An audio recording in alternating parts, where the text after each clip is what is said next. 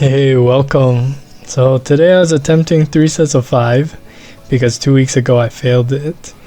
And on the 5th set here, this is what you're looking at.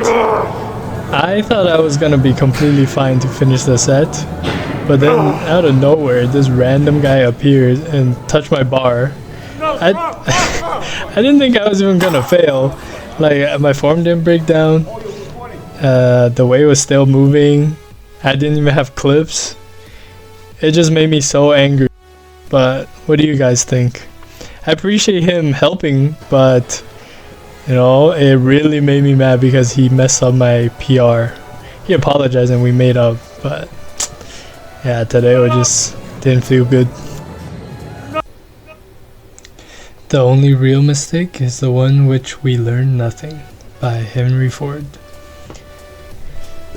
So I am upset about not hitting that 5x5 PR, but it's important to remember that just 2 weeks ago on Monday I had attempted 3 sets of 5 and actually failed on rep 5 of set 3. Funny enough, that time I didn't have anyone try to spot me and I was fine. Basically, if I fail, how I bail is I just push the bar back onto those second set of clips and I'm totally fine. And I also, if I'm really tired, I don't put clips on the bar so that I can just slide the weight off, worst case scenario, by tilting to one side. Sometimes when you fail, like today, I got clouded by a lot of emotions. But it's very important to remember that the guy just wanted to help me out genuinely, and that, you know, last year, I have a friend who can attest to this, I was feeling the same type of way benching 225 for 2 reps and someone had pulled the weight off of me. So the fact that I did almost full 5 sets, it's a testament to how far I've come, and it's important to recognize your wins even when you fail. I think what I learned today is to, for next time, if I really don't want someone to touch the bar, actually get a spotter from elsewhere just to stand there and tell them ahead of time not to touch the bar unless I absolutely fail. That way bystanders won't come to quote-unquote rescue me. Another thing I learned today out of this, which is positive, is I learned how to do a video mask in order to blur someone's face. So in a way, I learned a lot from this experience, and I blurred that guy's face because I didn't want anyone to be mad at him. He was just trying his best. It's also important to remember that we need to master our emotions so that it doesn't spill over into other aspects of our lives.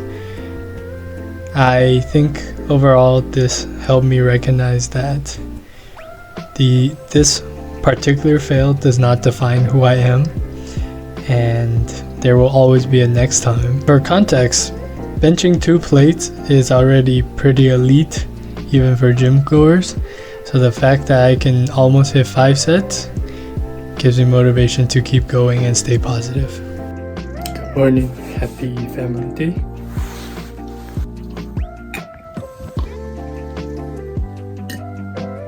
I forgot to take creatine and fish oil yesterday, so we'll have to double up on the dosage today maybe, but later on.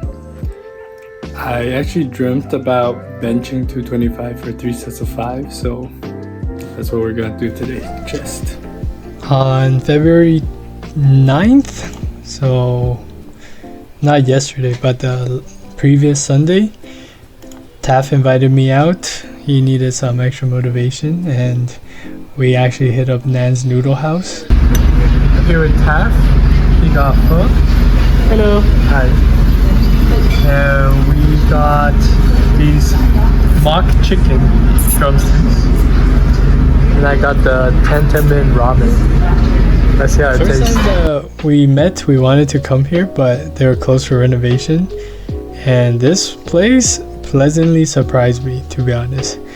Like, I added mock pork belly to my noodles. How can you believe that is not actual pork belly? That blew my mind, actually. Unfortunately, I didn't record Taff giving a review, so I'm gonna take over. For atmosphere and presentation, I'm giving it 4.25.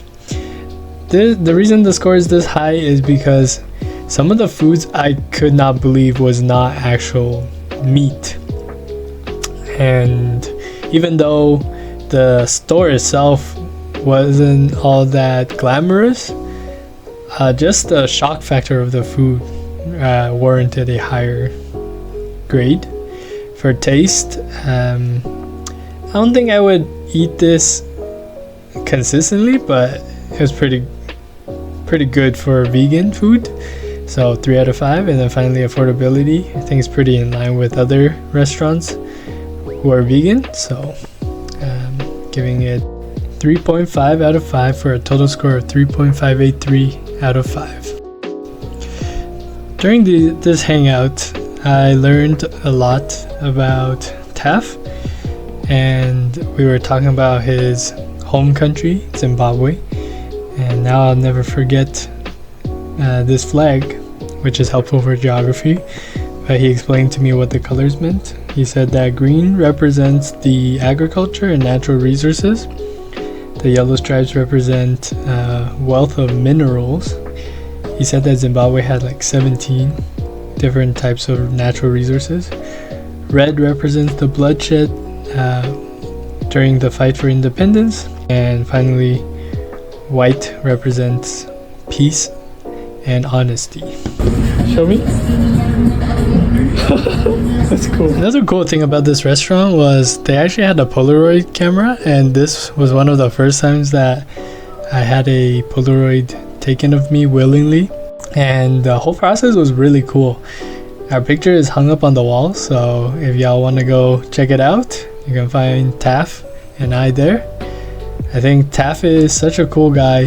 He is very intelligent and speaks eloquently, and he can carry the conversation on just about anything, and I really appreciate having him as a friend. I hope we get to hang out more in the future.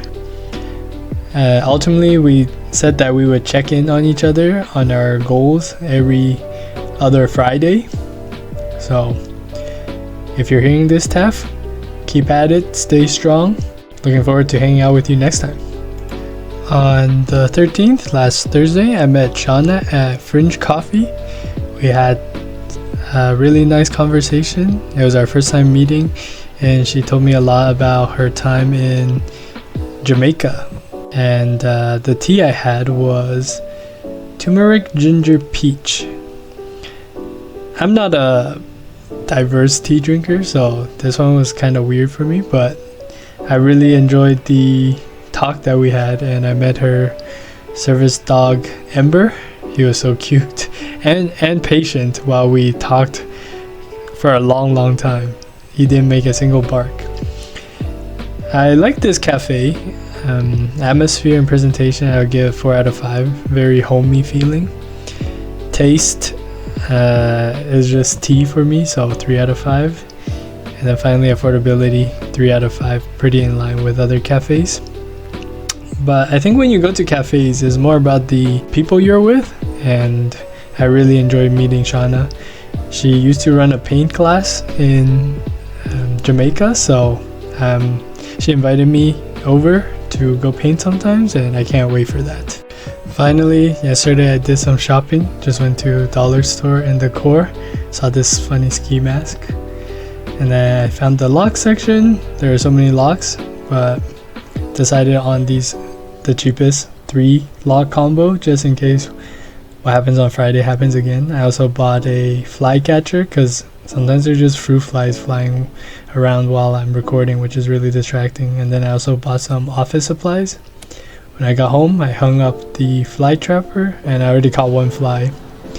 As for the lock, I used it today.